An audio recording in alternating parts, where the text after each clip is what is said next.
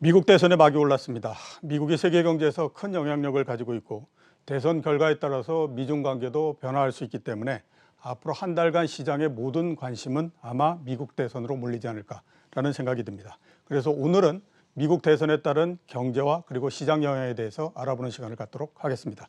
이상한 한국국제정치학회 회장, 최양호 현대경제연구원 고문 나오셨습니다. 안녕하십니까? 안녕하십니까. 예, 오늘 먼저 첫 질문으로 굉장히 우문을 좀 여쭤보도록 하겠습니다. 누가 대통령이 될 걸로 보는가 하는 건데요. 이렇게 보입니다. 현재의 그 여론조사는 아직까지는 이제 바이든 후보가 상당히 유리하다라는 생각이 들고요. 대신에 이제 역사적으로 보게 되면 현직 대통령이 재선에서 실패했던 경우는 그렇게 많지 않습니다. 포드와 그 다음에 또 아버지 부시 정도이기 때문에, 근데 뭐 포드 대통령은 실제적으로 2년 얼마 정도밖에 안 했으니까 자기의 그 기간이었다라고 보기는 어렵고요. 그러니까 그 정도로 보면 현직 대통령이 재선에서 실패하기 어렵기 때문에 이런 역사적인 걸로 보면 또 트럼프 대통령이 유리하다 이렇게 볼 수 있는데, 그래서 두 분은 어떻게 생각하시는지 한번 그거부터 좀 여쭤보도록 하겠습니다. 교수님 어떻게 보십니까? 예, 첫 질문이 제일 어려운 질문이었습니다. 굉장히 우문입니다. 그래서. 예, 그래서 제가 일하고 있는 학회에서 지난 이틀간 그 국제학 수레를 했는데요. 예. 여담으로 말씀드리면은 학술회의 동안 이제 그 워싱턴 D.C.에 있는 맨스필드 연구소장하고 통화를 했습니다. 그러니까 예. 온라인 화상회의를 했습니다. 그래서 물어봤습니다. 누가 될 것 같습니까? 라고 물어봤더니 뭐라고 답변을 하냐면은 바이든이 되면 350석 선거, 그러니까 538 중에 350석을 얻어서 될 거고, 예. 트럼프가 되면은 박빙으로 될 거다. 예.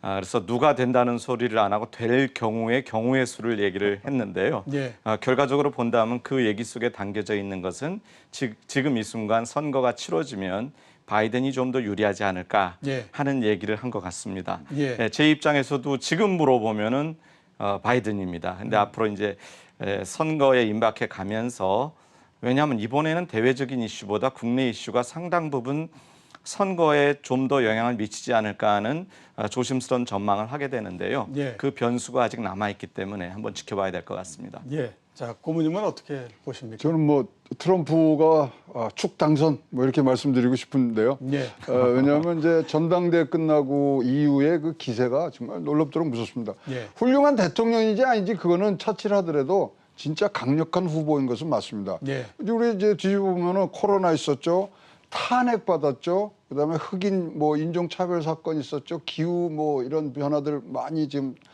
당하면서도 꿋꿋하게 살아오는 그런 걸로 봤을 때 굉장히 강력한 후보라고 얘기할 수밖에 없고요. 뭐 최근에 지금 말씀하신 대로 의석수가 뭐 이 정도의 바이든이 갖고 있으면 사실은 진짜 300석이 넘어야 되는데, 예. 바이든이 굉장히 치고 나올 때가 268대 204 정도였거든요. 예. 근데 지금은 250대 250입니다. 근데 예. 미국 정치계에서의 속설이 하나가 있는데요.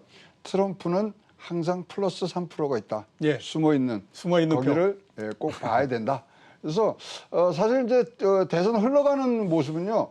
2016년 어게인 그때처럼 언더독이 돼서 지금 쫓아가는 부분이고요. 7월 16일 날이 트럼프 캠프에는 뭐 획기적인 날이라고 볼 수밖에 없는데, 그날 선대 본부장을 바꿉니다. 예.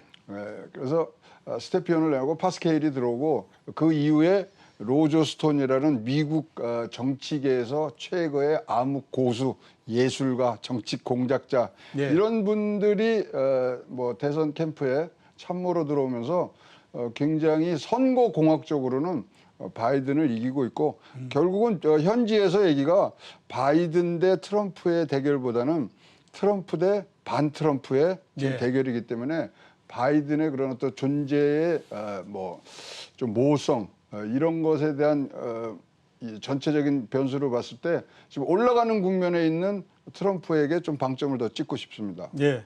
글쎄요, 여론조사가 그 시점에 숫자가 얼마냐 하는 것도 중요하지만, 보다 더 중요한 거는 트렌드, 추세가 그렇죠. 어떻게 되느냐 하는 것이 굉장히 중요하다라고들 많이 얘기하는데, 현재까지 보게 되면 추세는 트럼프 대통령이 유리한 것 같고, 숫자는 바이든 후보가 유리한 것 같고 뭐 이런 그 상태입니다. 근데 틀리지 않은 그 하나 지표가 있어요. 예. 지난 40년간 한 번도 안 틀렸다는데 S&P 500이 8월 달에 예. 상승장으로 끝나면 집권 여당이 항상 이겼답니다. 예. 근데 요번에 7.2% 1980년도 이후에 최대의 8월을 맞이했지 않습니까? 예. 그런 걸 보면 트럼프가 좀 우세하긴 한 것 같습니다. 예외도 또 있는 거니까요. 네. 자, 그 본격적으로 한번 좀 그 여쭤보도록 하겠습니다. 일단 이제 대선이 열리기 때문에 대선에 대해서 관전 포인트, 그러니까 어떤 변수들이 있어서 어떤 거를 우리가 봐야 되는가 하는 부분서부터 한번 좀 여쭤보도록 하겠습니다. 교수님은 어떻게 지금 어떤 부분을 그 주로 중점적으로 지금 보고 계십니까? 우리 최양호 고문께서 워낙 강력하게 말씀하셔가지고 예. 저는 좀 다른 각도에서 한번 말씀을 드리면은요. 제가 많이 동의하는 부분은 맨 그 마지막에 말씀하셨던 예. 트럼프 대 반트럼프의 대결이다. 그 소리는 그 말씀은 어떤 얘기냐면은 결국은 바이든을 찍는 유권자들이 전부 다 네거티브 보팅을 하는 거다. 예.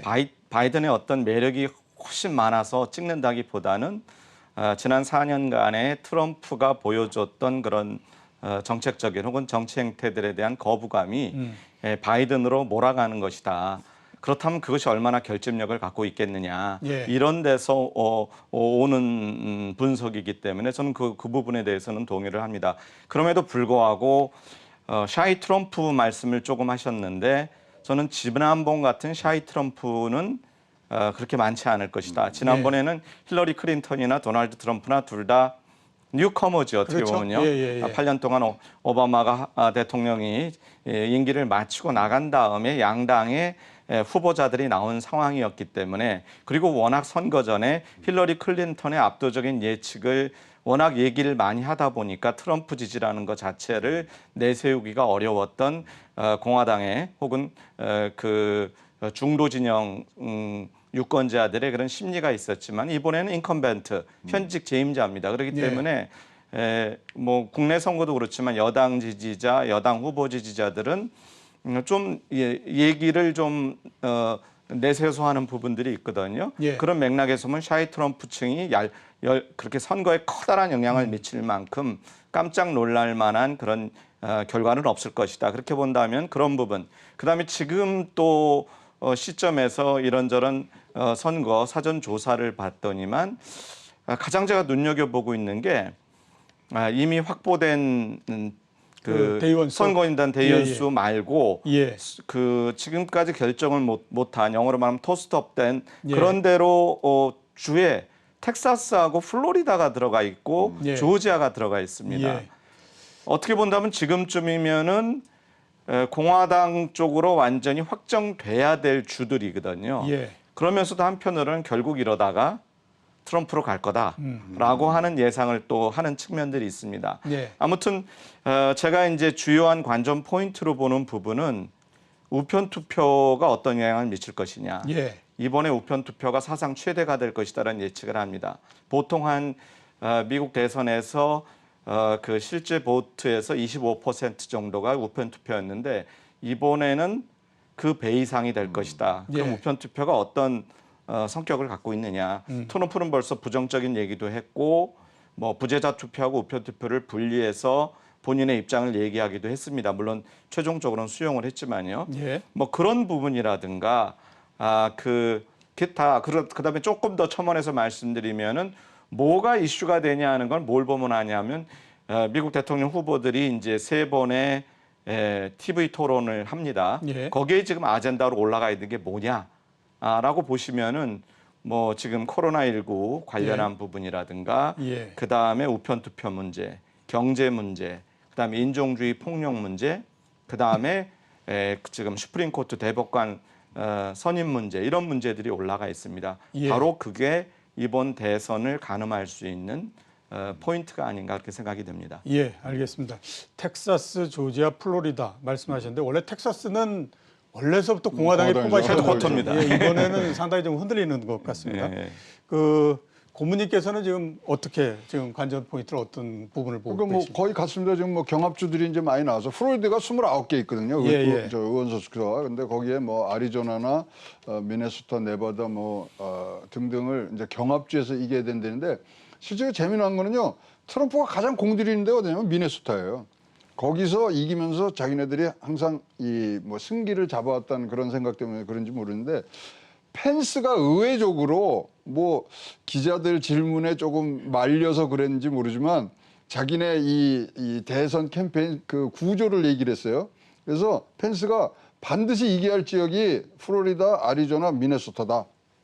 여기를 이긴데 만약에 플로리다를 뺏기면 이제 우리는 가망 없다. 예. 승부를 하고 그래서 거기 이기고 나서 그 다음에 노스캐롤라이나 뭐 등등에서 이기면 우리가 이길 수 있다. 뭐 예. 이런 얘기들을 봐서는 지금 지역별로 굉장히 뭐 아주 세분화된 전략으로 지금 가고 있습니다. 최근에 트럼프 캠프에서는 TV 광고 안 하고 있습니다. 2주째. 근데 어디서만 하냐면 메인주하고 네브라스카에서만 하고 있습니다. 그러면 다 주별로 다르고 진짜로 AI를 썼는지 뭐 어떻게 했는지 모르지만 하여튼 그런 부분들의 굉장한 이런 세밀한 경합주 그다음에 공중전 자기는 안 했다. 지상전을 하겠다. 이런 걸로 봐서는 일단 집토끼를 모으고 거기에 외연을 하고 하는데 뭐 아직까지도 뭐 좋은 이 지지율의 반전은 없어요. 최초로 트럼프가 최근에 지난 3개월 동안에 바이든을 이겼다는 여론조사가 나온 것은 8월 29일입니다. 예, 딱 한 번 정도. 예, 그다음에 9월 16일에 한 번 더 나와요. 라스무센에서 해서 나왔는데 뭐 다 오차범위 안이기 때문에 큰 문제는 없습니다만 그러나 트렌드로 보면 경합주 6개가 최고 많을 때는 5.4%까지 벌어졌던 게 지금 2% 안팎으로 떨어졌기 때문에 그런 부분들이 지금 트럼프의 캠프에서는 굉장히 전략적으로 잘 활용을 하고 있는 부분들이 있는데요. 우리가 이제 항상 기대를 하고 뭐가 나올 건가 지금 증시에서도 기대하는 게 트럼프 이 캠프에서 항상 얘기한 게 있죠. 옥토버 서프라이즈가 뭐냐. 예. 예, 진짜로 뭐 백신이 나와서 뭐 백신을 다 맞춰주느냐, 아니면 경기 부양책이 나오느냐 등등인데 사실 이제 토론에서의 이 영향력은 지금 뭐 계속 통계적으로 보면 한 10% 정도가 바뀐답니다. 그러니까 예. 이게 누가 될지는 모르지만 옥토버 서프라이즈의 내용은 굉장히 큰 이 방향을 일으키기 때문에 저는 대선 토론에는 지금 뭐 다 알지 않습니까? 트럼프가 그거는 뭐 참 거침없는 말과 예. 실수를 안 하려는 바이든이 하기 때문에 이 창과 방패인데 창이 너무 세요. 예. 그러면 굉장히 많이 이겨야지만 이기는 것처럼 보이는데 저는 그래서 토론은 토론회대로 가지만 옥토버 서프라이즈를 분명히 이 암흑의 고수 로저스턴이 지금 만들고 있는데 그게 뭘까가 가장 궁금하고요. 그게 대선에 굉장히 영향을 미칠 수 있는 요소다고 보고 있습니다. 예. 글쎄 저는 요즘에 그 미국의 그 여론조사를 보면 역시 그 생각이 듭니다. 그 2000년 레이건 대통령이 될 때 이후에는 그 미국의 대선이라고 하는 것이 어느 한쪽이 일방적으로 이렇게 그 예측이 돼서 이렇게 움직인 경우가 거의 없지 않습니까? 굉장히 박빙이 그렇죠. 막 이렇게 이루어지는 형태였기 때문에 참 이번도 좀 그런 것 같다 이런 생각이 좀 많이 좀 듭니다. 자, 그 아까 교수님께서 잠깐 말씀을 하시긴 하셨는데요. 이번에 이제 그 미국 대선을 보면서 우리가 이제 미국 대선에 이런 그 변수들이 있을 거다라고 말씀하셨던 거에서 경제도 있고 코로나도 있고 인종 문제도 있고 이제 여러 부분들을 말씀하셨습니다. 그 중에서도 특히 이번에 상당히 영향을 줄 거라고 보시는 부분들은 어떤 변수입니까? 여러 가지가 있겠지만은 저는 인권, 예. 인종주의 문제가 그거를 크게 확대시키지는 않지만 예. 미국의 정서 속에 선거에 남아있는 부분들 때문에 예. 그게 주요한 영향을 미치는 하나의 요인이 될 부분이다라는 말씀을 드릴 수가 있고요. 예. 그걸 그럼 누가 유리하냐? 트럼프가 유리하냐? 바이든이 유리하냐? 보면 외형적으로는 바이든이 유리해 보이지만 예. 결국은 트럼프 지지층을 결속시키고 그럼으로써 트럼프의 유리한 조건으로 작용될 것이다. 즉 중간적인 입장을 갖고 있던 그런 온건층이 보수층으로 결집되는 그러한 역할을 하지 않을까 하는 생각을 좀 갖게 되고요. 예.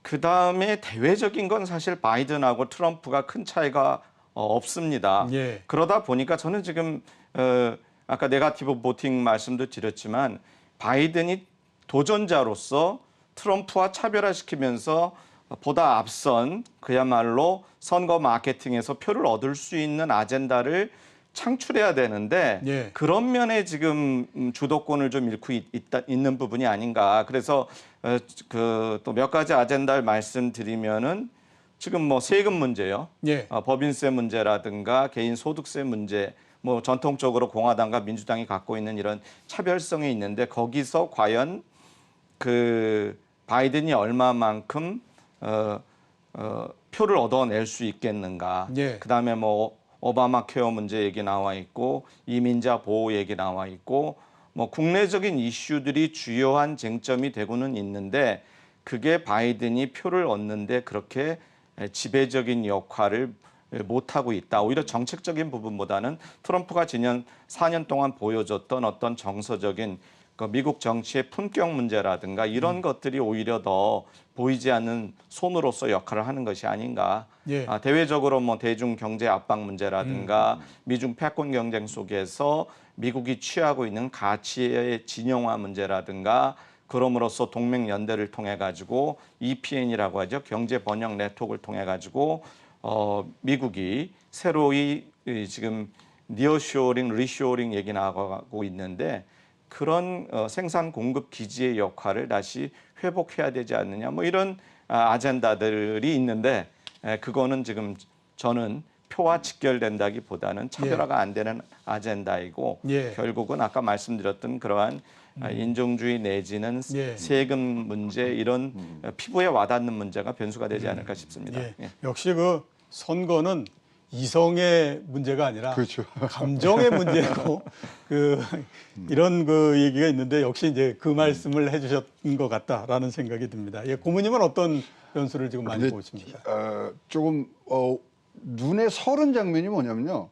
지난 뭐 한 3, 40일간에 트럼프가 안 한 게 있어요. 예, 경제 자기의 성과에 대해서 절대적으로 공격적으로 얘기를 안 합니다. 예. 희한한 작전으로 지금 가고 있어요. 원래 그 얘기를 가장 많이 할 거라고 많이 해야 생각했는데. 되죠. 그리고 자기의 최고의 장점이라고 생각하고 그걸 얘기해야 되는데 예. 지금은 완전히 프레임을 로앤 오더, 법과 질서 이걸로 지금 갖고 왔거든요. 예. 그러면 이거는 사실 말은 멋있습니다만 이건 공포 마케팅이에요. 그래서 진짜로 뭐 폭동의 그런 조짐이 있을 때 뭐 군대를 투입한다든가 그렇지만 그것을 인해서 미국 국민에게 안전해, 우리는 안전해. 이러한 메시지를 날리는 게 지금 사실 또 프레임으로 가고 있는데요. 재미난 게 그래서 재미난 게 뭐냐면 최근에 나온 것들을 보면은 이게 3분이 된답니다. 3개로 나눠지는데 예. 이 표심이 도시는 민주, 시골은 공화, 교회는 민주였다가 공화로 돌아온다는 거죠. 예. 그 교회에 사시는 분들은 어떤 분이냐면 그 이제 도심으로 출퇴근하는 좀 화이트 칼라 분들이 많으신데 도심에서 막 폭동이 일어나고 이러는 부분들에 대해서 지금 그런 게 싫어서 지금 교회에 사는데 거기가 지금 역전이 돼 있다는 거예요. 예. 트럼프로. 그래서 등등 우리가 과거에 못 봤던 그런 현상들이 쭉 나오고 있습니다만은 현재 바이든이 지금 조금 더 정책적으로 치고 나가야 되는데 정책적으로 민주당에서 치고 나간다는 거는 조금 더 진보적이고 사회주의적으로 가야 되거든요. 예. 그러면은 진짜 지금 중도층 싸움인데 거기를 놓치게 되고요. 실질적으로 뭐 버니 샌더스하고 뭐 공약을 협약하는 그런 뭐 이벤트도 벌렸습니다만은 지금 그쪽을 덥석 안 물고 있어요. 예. 그래서 그런 부분, 그러니까 바이든이 후보로서의 경쟁력을 나타내는 부분들이 굉장히 지금 약해지는 부분, 이런 것들이 지금 점점 쌓여가는 그런 부분인데요. 아까 우리 이 회장께서 이제 지적했듯이 토론회에서 그런 문제들이 분명히 나오는데 얼마만큼 자기 색깔을 갖추느냐. 근데 이제 숫자적으로 보면요. 사실 민주당 성향이 한 38% 됩니다. 예. 그리고 공화당이 한 25% 나타난 걸로 봐서 예. 나머지가 다 지금 중도층이거든요. 중도층 싸움인데 이 싸움 굉장히 정책적인 것보다는 지금 감성적이고 법의 테두리 그다음에 코로나라는 진짜 전대미문의 사태를 맞이했을 때 그런 감성적인 부분 그거는 트럼프가 잘하고 있는 것 같아요. 예. 네. 선거는 감성이 끌리는 쪽이 이기기는 하는데 뭐 이번은 아무튼 결과를 좀 봐야 되겠다라는 생각이 좀 많이 듭니다. 예, 공약을 한번 좀 비교를 해봤으면 싶은데요. 뭐 많이 이렇게 나열되면 우리 시청자분들께서 혼란이 이게 생길 수 있으니까 중요한 저희가 좀 알았으면 하는 공약, 그다음에 정책 이것만 좀 잠깐 좀 말씀을 해주셨으면 싶습니다. 교수님 한번 좀 짚어주시죠. 예, 조금 전에 운을 띄었지만은 결과적으로 본다면은 국내 문제와 국제 문제로 나눠서 본다면은요. 예. 국제 문제는 대동소이합니다. 예. 예, 결과적으로 지금 중국과 미국과의 그런 패권 경쟁 속에서 중국을 어떻게 길들여야 될 것이냐 하는 부분에 있어서 결국 가치의 진영화, 가치 동맹이라는 거를 만들어 얘기를 하고 있고요. 지금 예. G10 얘기 나온 것도 결과적으로 본다면 민주주의 동맹이고 그 국가들이 하나의 진영이 돼서 경제 통상 부분에 있어서도 한번 연합을 해서 중국을 뭐 배척한다기보다는 중국을 가치의 변화를 통해서 함께 갈 수 있는 동반자로 가야 되지 않느냐. 예. 그런 맥락에서 과거의 전략적 동반자란 표현보다는 요즘은 전략적 경쟁자라는 얘기를 하고요. 예. 좀 심하게 얘기한 건 지난 7월 23일 날 폼페이오가 닉슨 도서관 앞에서 얘기했던 시진핑 주석을 가리켜서 전체주의의 그러니까 몰락한 망한 그런 실패한 전체주의 이데올로기의 신봉자다라는 식으로까지 얘기를 했고요. 예. 그제 트럼프 대통령도 보니까 중국과의 관계를 아주 끊을 수 있다. 우리는 그 정도까지 물론 그렇게 행동은 안 하겠지만은 그 정도의 입장 표명을 했다라고 하는 점들은 미국의 패권과 관련돼서 중국 길들이기라고 하는 정책들을 쓰고 있는 것이 아니냐. 그 점에서는 바이든하고 커다란 차이가 없다라고 하는 겁니다. 예. 그렇지만 국내 정치로 가서는 바로 그런 인종 문제 내부적으로 봤을 때 미국이 그야말로 용광로냐, 멜팅팟이냐 아니면 레인보우냐 예. 했었을 적에 물론 표면적으로는 유사한 얘기를 하고 있지만 내부적으로 보면은 선거 전략상으로 본다면은 트럼프가 훨씬 더 현명한 행동을 하고 바람직한 행동이 아니라 현명한 행동을 하고 있는 것이 아니냐는 생각을 들게 만들고요. 예. 그다음에 아까 그런 여타 우편 투표와 관련한 부분도 일종의 어떻게 본다면은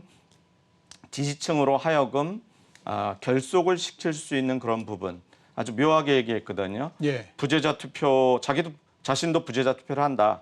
그렇지만 부재자 투표는 문제가 없지만은 우편 투표는 좀 문제가 있는 거 아니냐.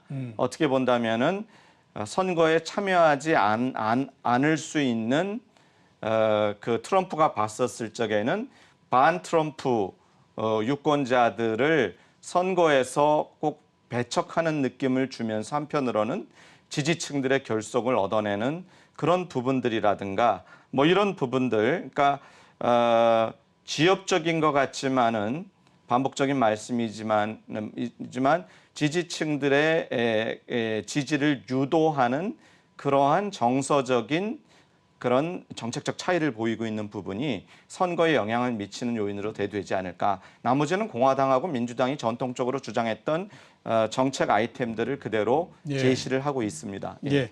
자, 고문님께서는 뭐 어떤 부분들을 좀 주의 있게 보십니까? 공약 중에서? 저는 두 당이 다 똑같다고 봅니다. 예, 거의 그냥 큰 차이는 별로 표면적으로 뭐 좀 다른 것 같은데 뭐 다 뭐 헬스케어나 뭐 이런 것들에 대해서 좀 바꾸고 이민에 관해서 바꾸면 똑같습니다. 뭐 무역 보호주의 사실 민주당이 더 보호주의 무역 정책은 먼저 얘기들을 한 부분들이 있거든요. 그래서 둘이 똑같은데 그러면 둘이서 뭐가 다를 거냐? 지금 왜 이렇게 선거가 핫하게 붙었냐? 예. 저는 다른 게 아니라 자, 두 후보 둘 다 요번이 마지막입니다.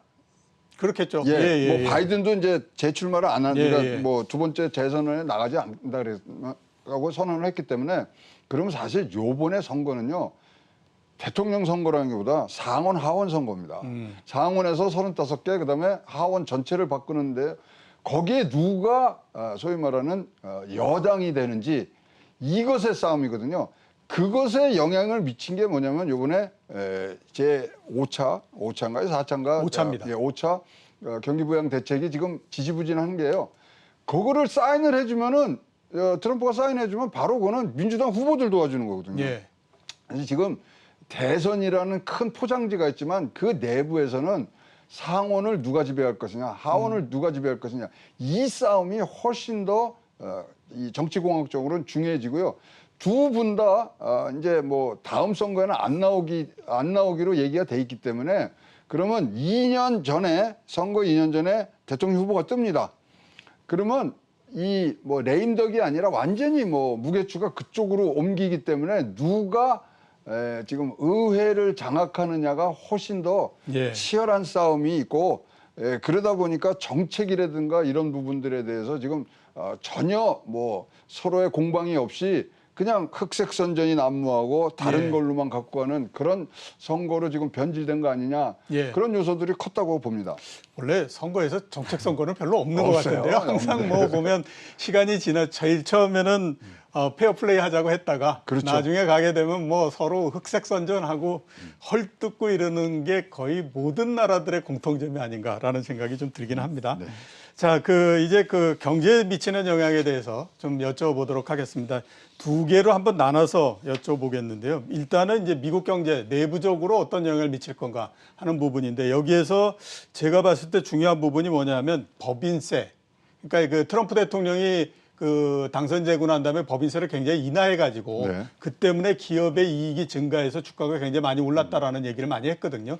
그 때문에 이제 법인세가 과연 어떻게 될 거냐. 그 다음에 또 하나는 이제 재정 정책이 어떻게 될 거냐 하는 부분들입니다. 어차피 지금 보면 그 연준에서 추가적으로 금융 정책을 하기가 굉장히 어려운 상태가 돼버렸기 때문에 이제 전체적으로 미국의 경제 정책이 내부로 봤을 때는 재정 정책이 핵심이 될 가능성이 굉장히 높기 때문에 그래서 일단 미국 내부의 경제와 관련해서 법인세 그리고 재정 정책 이 부분을 포함해서 미국 경제 내부에 어떤 영향이 있을 건가 하는 부분들에 대해서 좀 여쭤보도록 하겠습니다.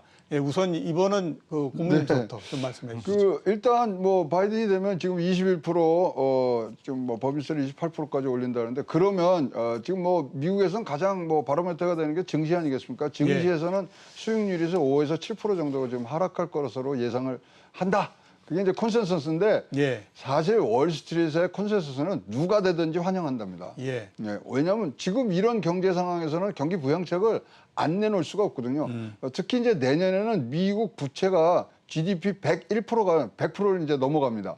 따라서 지금 뭐 자기네들 기축통화의 그런 이점을 살려서 찍어낼 수밖에 없는 상황이 좀 와 있기 때문에 사실 경제적으로는 크게 양 후보 누가 되든 간에 지금 뭐 많은 분석가들이 뭐 바이든은 뭐 조금 이 대기업이나 이런 데 좀 규제를 절대 안 그렇습니다. 예. 이제 대 보십시오. 그러면 똑같이 부양책으로 가는 부분들이 있을 게 때문에 이제 문제는 그거보다 사실 기축통화로서의 달러 약세를 누가 더 잘 막아내느냐 예. 이것에 지금 영향력을 미치는데 그렇다면은 조금 더 결단력을 가지고 또 우리가 예측 못한 그런 뭐 정책들을 피는 트럼프가 그 부분은 조금 더 추진력이 있지 않겠느냐 뭐 이런 평가 등등 여러 가지가 나오고 있습니다만은 가장 많이 이번 대선 결과에 영향을 받을 시장은 증시도 아니고 금융권도 아니고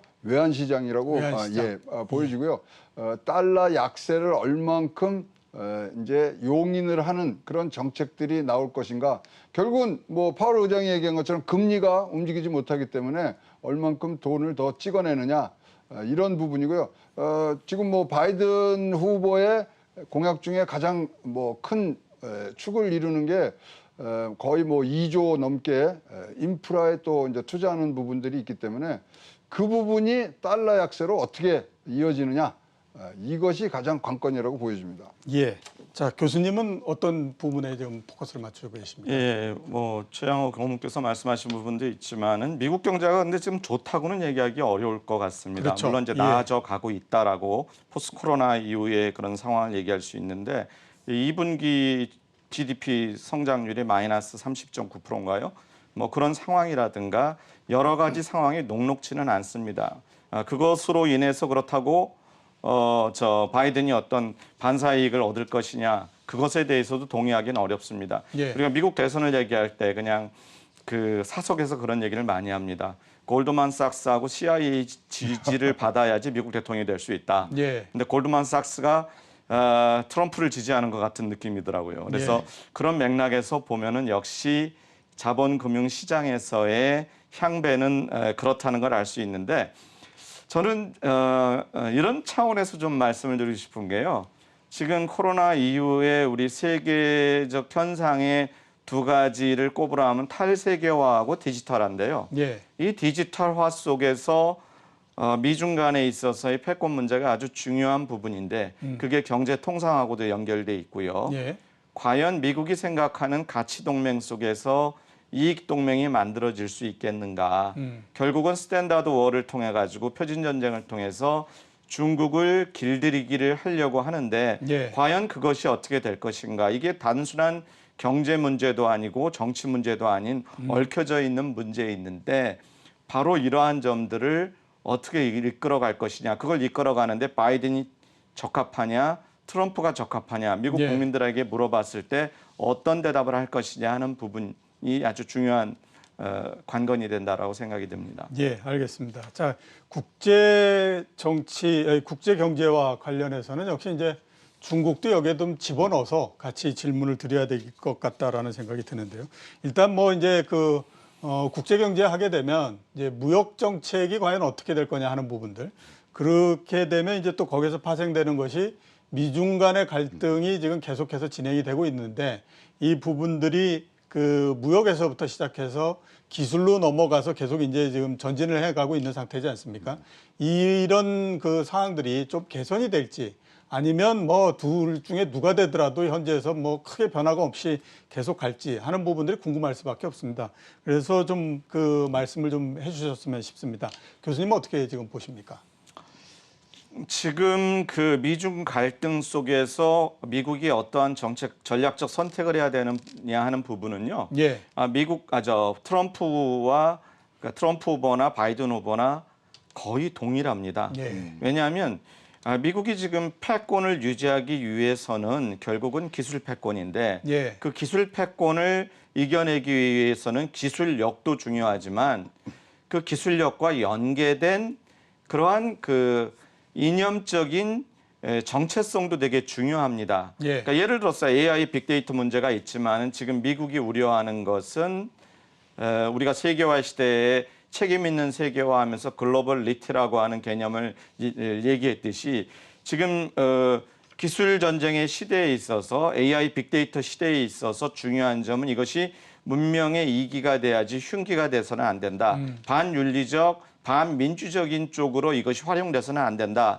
그런데 그러한 조짐을 보이는 나라가 있고 그 국가가 또 다른 하나의 축을 구성하는 G2 시대의 하나의 지도국이다라고 하면 미국 입장에서는 이것이 기회라기보다는 위협으로 다가올 수밖에 없다라고 하는 겁니다. 예. 그런 맥락에서 봤었을 적에 지금 바이든이나 트럼프나 두 후보가 다른 선택을 하기는 상당히 어려운 부분이 아닌가. 예. 바로 이것이 결국은 미국 패권을 언제까지 가져갈 수 있느냐의 부분이고요. 예. 지금 홍콩 민주화 운동이라든가 대만 문제라든가 여타 문제에서 중국이 보여주고 있는 모습이 미국의 입장에서는 견제 봉쇄로 갈 수밖에 없는 그런 틀이 만들어졌는데 그럼에도 불구하고 결국은 파국으로는 안 갈 것이다. 예. 그러기엔 너무도 두 국가가 이해관계가 너무 깊이 들어가 있고 그다음에 지금 시대를 신냉전이란 말로 표현을 또 얘기를 합니다. 과거의 냉전, 구냉전 시대에는 가치 진영화가 이익의 진영화와 동일했습니다. 예. 근데 신냉전 시대에 설사 가치 진영화가 이루어진다 하더라도 지난 세계화 시대 30년 동안 얽히고 얽힌 그런 경제적 상호우존 때문에 그것이 이 과거의 군 냉전 시대의 이익의 진영화처럼 되지는 않을 거라는 겁니다. 예. 그러다 보니까 한계는 있을 것이고 그럼에도 불구하고 이번 선거와 연관시켜서 말씀을 드리면은 바로 표를 위해서는 지금 바이든 후보나 트럼프 후보나 지금의 전략적 선택을 내세울 수밖에 없고 예. 당선되고 나면은 그 해결을 위한 모색에 들어가는 제스처를 중국에 쓰게 될 것이다라는 말씀을 드릴 수가 있습니다. 이제 문제는 관건은 선거 전까지 과연 중국이 예. 트럼프의 이와 같은 그 정치적인 제스처에 어느 정도 응대하느냐, 응대하고 부합해주느냐. 예, 예. 그게 아마 또 중국은 그런 계산을 할 거라고 봅니다. 트럼프가 재선 가능성이 얼마가 되느냐에 따라서 그 제스처의 응답을 보여줄 겁니다. 어떻게 본다면 저는 그것이 선거로 가는 대외적인 그 요인 속에서 선거에 미치는 가장 커다란 부분의 하나가 중국이 어떻게 응대해 주느냐 하는 예. 부분입니다. 예, 알겠습니다. 자, 고모님은 어떻게 보십니까? 두 분이 똑같은 분이에요. 예. 네, 정말 뭐 그래서 방법이 다를 뿐입니다. 트럼프는 그냥 자 1대1로 붙어서 지금 뭐 중국을 제압하려고 그러는 거고 예. 지금 바이든은 그래도 연합체라든가 어떤 뭐 네트워크를 구성해서 하려는 부분들이 있기 때문에 근데 두 사람 똑같다고 보시면 됩니다. 그래서 진짜로 중국에 올라오는 것을 뭐 막는 방법을 얘기를 안 하면 미국의 표심을 얻을 수가 없기 때문에 굉장히 그 부분에 대해서는 강력한 뭐 정책을 내놓을 거고요. 바이든도 지금 뭐 바이든도 중국과 뭐 너무 친하다는 그런 구설수에 있기 때문에 예. 그것을 극복하기 위해서라도 자기가 좀 더 강력한 그런 정책을 낼 것 같아서 이 부분 점점 더 강화되고 사실 이제 내년 말쯤 되면은 세계적인 이제 기축통화 전쟁에 아주 뭐 서막을 알리는 중앙은행발 디지털 예. 화폐의 싸움 예. 그것이 아주 첨예하게 붙을 때 어떤 식의 대안들을 내놓느냐가 사실 관건이라고 보여집니다. 예, 알겠습니다. 자, 그 경제도 이 정도로서 마무리를 짓고요. 그다음에 이제 금융시장 영향에 대해서 좀 여쭤보도록 하겠습니다. 고모님께 한번 여쭤봐야 될 것 같은데요. 미국 대선에 따라서 금융시장에 어떤 영향을 미칠 것 같습니까? 이게 여러 가지 얘기들이 있습니다. 그러니까 과거 전통적으로 민주당이 승리를 하게 되면 IT 뭐 이런 것들이 그렇죠. 좋고 그다음에 공화당이 승리를 하게 되면 유틸리티를 비롯해서 뭐 석유 이런 것들이 좋고 이거는 아주 스탠다드하게 그 분석하는 거고 월가에서 제일 지금 이번 대선을 보면서 겁나는 게 뭐냐? 선거가 끝났는데 승복하지 않으면 이건 최악이다. 이런 얘기를 한다고 그러더라고요. 금융시장 영향에 대해서는 어떻게 지금 보십니까? 하여튼 뭐 말씀하신 대로 11월 3일 날 저녁에 뭐 개표 결과가 확정되지는 않을 것 같습니다. 왜냐하면 우편 투표 계산까지 다 해야 예. 되니까. 금융시장 이 부분은요. 아까도 말씀드린 뭐 상황이지만은 이 경기 부양책을 계속 쓸 수밖에 없는 상황으로 가 있기 때문에 예. 계속 뭐 소위 말하는 증시의 유동성 공급이라든가 그다음에 자산 매입이라든가 이 부분들을 지금 뭐 못을 박아놨지 않습니까? 2023년까지는 절대 건드리지 않겠다. 이런 부분들을 얼마만큼 잘 지켜주느냐에 따라서 특히 금융시장에 뭐 유동성이라든가 이런 변동성이 굉장히 뭐 영향을 받을 것 같고요. 일단은 제롬 파월이 제가 뭐 몇 번 이 방송에 나와서 제롬 파월하고 트럼프는 짜고 친다고 말씀을 드린다면 예. 지금 저금리를 지금 앞으로 4년 동안은 지금 변동 없이 가겠다는 얘기를 한 자체가 금융시장에서의 지금 안정성을 더 확보해가는 부분들이 분명히 얘기를 하려고 그런 것 같고요. 현재 증시는 이런 유동성뿐만 아니라 역사적으로 경기 침체기가 신기술 이 발현에 따른 이런 시대적 변화가 같이 맞으면 항상 증시는 폭발적으로 늘어났고요. 2000년도 초에 버블닷컴하고는 조금 다른 양상을 지금 띠고 있기 때문에 새로운 산업 분야로 지금 얼마만큼 전환을 해주느냐에 따라서 금융시장은 좀 더 활기를 띨 수 있고 특히 이제 선거 끝나면요.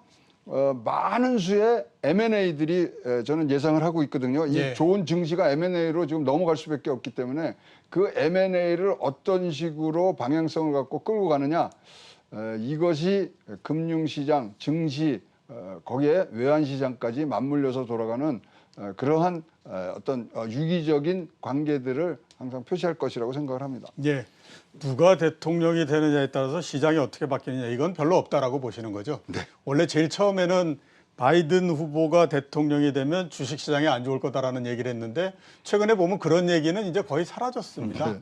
그리고 또 제가 생각하기에 그건 말이 안 된다라고 생각하는 게 이전에 대통령 선거 때 트럼프 대통령이 되면 시장이 엉망이 된다라는 얘기를 했었는데 그 영향이 그렇죠. 하루도 안 가더라고요. 그러니까 누가 대통령이 되건 그건 뭐 상관이 없다라는 생각이 많이 들고요. 근데 아까 이제 저희 두 사람한테 누가 될 것 같냐고 물어보셨는데 예. 앵커께서는 뭐 앵커도 말씀을 해주셔야 시청자분들이 좀 판단하시기 좋지 않겠어요? 앵커는 항상 중립입니다. 그럼 뭐 우리 이 회장하고 저만 이제 식사 내기가 이제 성립이 된 거네요. 근데 보니까 내기가 성립이 안 될 것 같은 생각이 드는데요. 두 분 다가.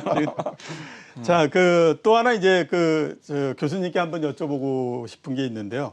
역시 이제 북미 관계에 대해서 한번 좀 여쭤봐야 될 것 같습니다. 트럼프 대통령이 대통령 일기 하는 동안에 이례적으로 아무튼 상당히 북미 관계는 좋았다라는 생각이 들거든요. 그래서 미국 대선에 따라서 북미 관계는 어떻게 될까? 이게 이제 어차피 뭐 한반도 전체에 미치는 영향이니까 거기에 대해서는 지금 어떻게 보고 계십니까? 전체적인 기조는 크게 바뀔 게 없다라고 생각이 듭니다. 그럼에도 불구하고 문재인 정부 입장에서 봤었을 적에는 이건 제 개인적인 생각이지만 지금 트럼프 대통령하고 트럼프 대통령이 재임이 되는 것이 훨씬 더 북핵 문제라든가 남북한 관계, 북미 관계를 풀어가는데 훨씬 더 수월하지 않을까 하는 기대를 하리라고 봅니다. 예. 왜냐하면 지금 북한을 다룸에 있어서 미국의 외교적인 기본적인 노선이 사실상 보면은 뭐 트럼프 행정부가 내세우는 게 아메리카 퍼스트고 실리주의, 실용주의를 얘기하고 있고 뭐 혹자는 뭐 고립주의 아니냐, 뭐 저는 선택적 개입주의라는 표현을 더 좋아하지만은 뭐 이런 얘기를 하고 있습니다. 그런 맥락에서 봤을 때 북한 문제를 전향적으로 다룰 수 있고 그러한 실용주의적 맥락에서 북미 관계의 물꼬를 틀 수 있는 그러한 역할을 해줄 수 있는 게 그런 후보가 트럼프 현 대통령이 아닌가 하는 기대를 할 것 같습니다. 예. 그래서 그런 맥락에서 그렇고요. 그 다음에 또 우리 국제정치학계에서 한간에 또 나오는 얘기는 한국이 좀 새로운 움직임을 외교적 움직임을 보이지 않겠느냐. 트럼프가 재선이 되면 그런 얘기들을 많이 합니다. 예. 물론 조금 이제 비유가 조금 다를 수도 있겠지만 1960년대에 그 당시 냉전기를 깬 게 제3세계라고 하는 겁니다. 예. 더 서드 월드의 모체가 됐던 게 반둥회의였고요. 예. 그런 맥락에서 본다면은 그때 중국과 인도가 그 역할을 했습니다. 예. 근데 지금 트럼프 대통령이 재선이 되던 바이든 후보가 대통령이 되던 모두의 말씀드린 가치 진영화 논쟁은 그 속에서 국제 질서가 재편되는 부분들은 계속되리라고 봅니다. 예. 거기서 우리가 북미 관계 내지 남북한 관계 이런 문제를 한반도의 평화와 안정을 풀어감에 있어서 우리가 제3의 길을 모색하는 스탠스를 피게 되는 생각을 가지게 될 텐데 그랬을 경우에 새로운 대통령보다는 현 트럼프 대통령 내에서 마무리를 우리 문재인 정부도 이제 마무리하는 수순인데 그런 생각을 갖지 않을까 그런 맥락에서 저는 그 대선 이후에 북미 관계의 변화에 관해서 상당 부분 한국 정부가 어떤 역할을 할까 거기에 관심을 갖게 됩니다. 그럼에도 불구하고 큰 변화를 가져오기에는 국제 질서가 녹록지 않다라는 말씀을 드립니다. 예, 알겠습니다. 자, 오늘 이렇게 나와주셔서 대단히 감사합니다. 예. 지금까지 이상헌 한국국제정치학회 회장, 최양호 현대경제연구원 고문이셨습니다.